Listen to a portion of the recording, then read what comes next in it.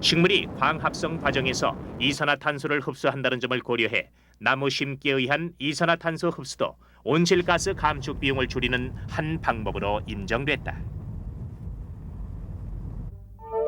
과정은 이렇다. 석유나 석탄, 가스 등의 화석연료가 공장 등 산업시설을 통해 연소되면 이산화탄소가 나온다. 식물들은 대기 중의 이산화탄소와 물, 햇볕으로 광합성 작용을 하면서 탄수화물과 산소를 만들어낸다. 화학적으로 탄소와 수소, 산소 원자로 이루어진 탄수화물이 바로 우리가 눈으로 보는 나무를 이루게 되는데, 이 나무에서 물을 제거하고 나면 남는 것이 숯, 즉 탄소 덩어리다. 화학식대로라면 나무는 40%의 탄소로 이루어졌다. 무게가 100g인 참나무 한 토막엔 40g의 탄소가 들어있다는 얘기다. 핵심은 나무의 이산화탄소 흡수 능력. 호주의 한 연구기관에 의하면 수종과 강우량, 조림 방법에 따라 나무의 이산화탄소 흡수 능력이 큰 차이를 보이는데, 비가 1년에 800mm 이상 내리는 지역에서 속성수가 인공조림 형태로 심어진 경우가 대기 중의 이산화탄소를 가장 많이 흡수하는 것으로 조사됐다. 아직까지 흡수량 계산 방법 등 구체적인 부분은 정해지지 않았다. 그럼에도 불구하고 이미 몇몇 국가와 기업들 사이에서는 탄소 배출권 확보를 위한 해외 조림 사업을 활발하게 펼치고 있다. 프랑스 푸조 자동차 회사가 브라질에 1000만 그루의 나무를 심기로 결정한 것을 비롯해 일본의 토요타 자동차도 호주에 5000헥타르의 조림 사업을 벌이고 있다. 또 일본 도쿄 전력도 호주에 올해부터 10년 동안 4만 헥타르의 숲을 조성하고 그 대가로 이산화탄소 배출권을 확보하기로 했다. 이 밖에 일본 오지 제지가 중국에 10년 동안 100억 엔을 투자해 6만 헥터 면적의 산림을 조성키로 계약했다. 이 분야는 환경 보호에 적극 참여한다는 명분에다 탄소 배출권 확보와 목재 자원을 안정적으로 확보할 수 있다는 점에서 단기적으로 가장 확실한 대처 방안으로 여겨지고 있다. 樹木を植え、それを伐採してまた市場に供給するというのは大変いい事業になるというふうに思っております。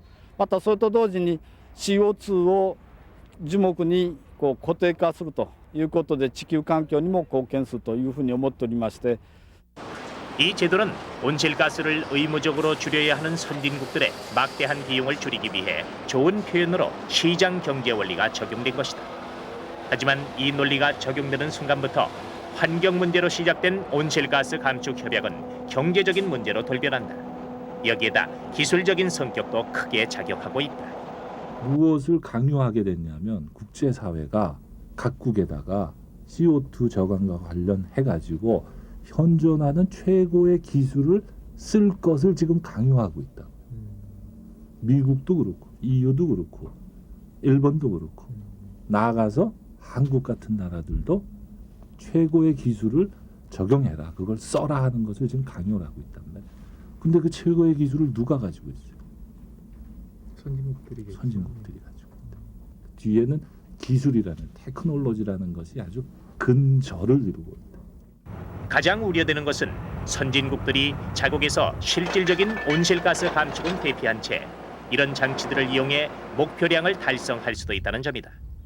인구는 세계의 5%에 불과하지만 온실가스 배출량에서는 전 세계의 20% 이상을 차지하는 미국이 자국 내에서 온실가스를 줄이기보다는 앞서 열거된 방법을 우선적으로 이용하려는 것도 이 같은 우려를 부추기고 있다.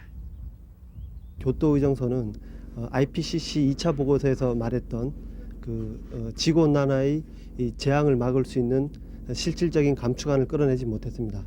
교토 의정서를 선진국들이 잘 수행한다 하더라도 IPCC 2차 보고서에서 말한 지구적 재앙, 지구 온난화로 인한 재앙은 도래할 수밖에 없습니다. 그래서 세계 최대 온실가스 배출국인 미국은 20년 전 이미 국가기후계획법을 제정해 이를 근거로 만든 대통령 직속 상설기구를 통해 각종 프로그램을 운영하고 있다. 일본은 온실가스 배출 억제를 직접 겨냥한 세계 최초의 법률인 온난화 대책법을 만들어 정부뿐만 아니라 자치단체와 기업체들의 온실가스 감축을 의무화하고 있다. 프랑스는 특히 내년부터 모든 온실가스 배출 업체에 탄소세라는 별도의 세금을 부과하기로 결정했다. 초기에는 탄소 1톤 배출에 150에서 200프랑, 우리 돈으로 26,000원에서 35,000원이, 2010년부터는 500프랑이 부과된다. 그러면 우리나라는 과연 어떤가?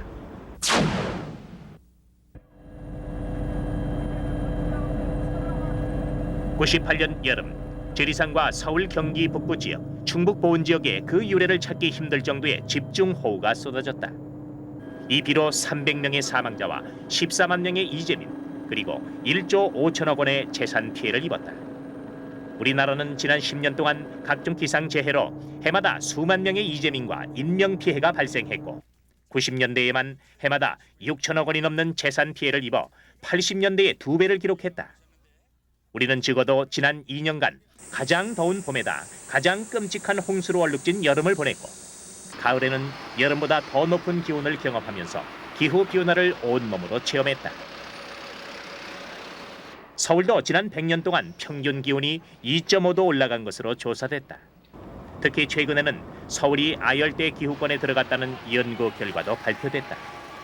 이 발표에서는 경기와 충북 북부, 강원도의 일부 산간지방을 제외한 서울을 포함한 남한 전 지역이 모두 아열대 기후에 들어갔음을 주장했다. 예를 들어서 작물의 생육 북한계선이 조금 올라간다라든가, 지금까지 기르지 못했던 것을 기를 수 있게 되었다든가 하는 그런 변화가 지금 서서히 보이고 있고, 수산업이라든가 이런 쪽에서도 아마 지금 변화가 보이는데,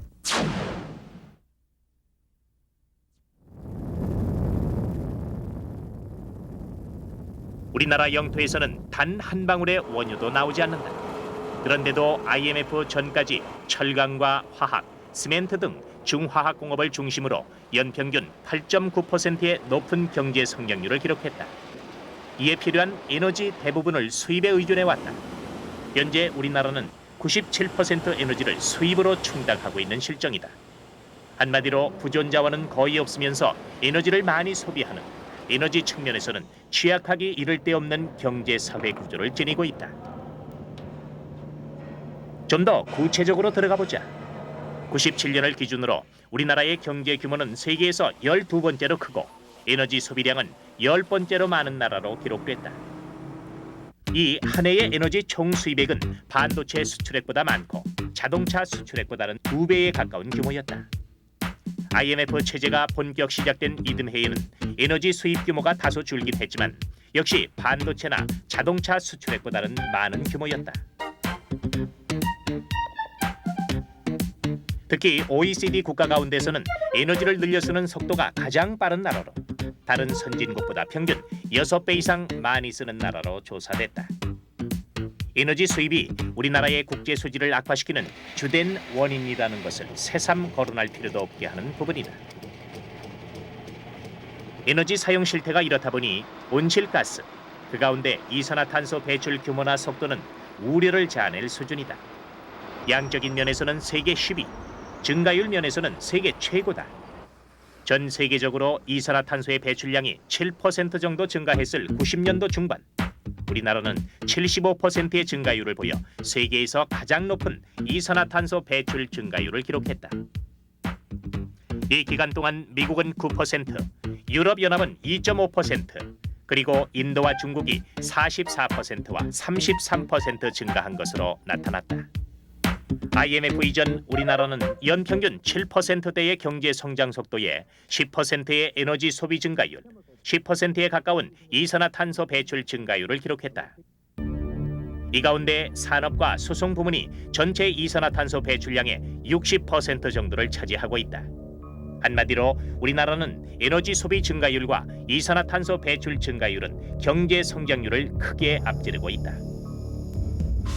화석연료에 거의 의존하고 있는 지금의 산업 구조와 사회 구조가 계속된다면 한국은 90년 세계 16위의 이산화탄소 배출국에서 올해에는 9위, 10년 뒤에는 6위, 그리고 20년 뒤엔 4위에 도달할 것으로 전망되고 있다.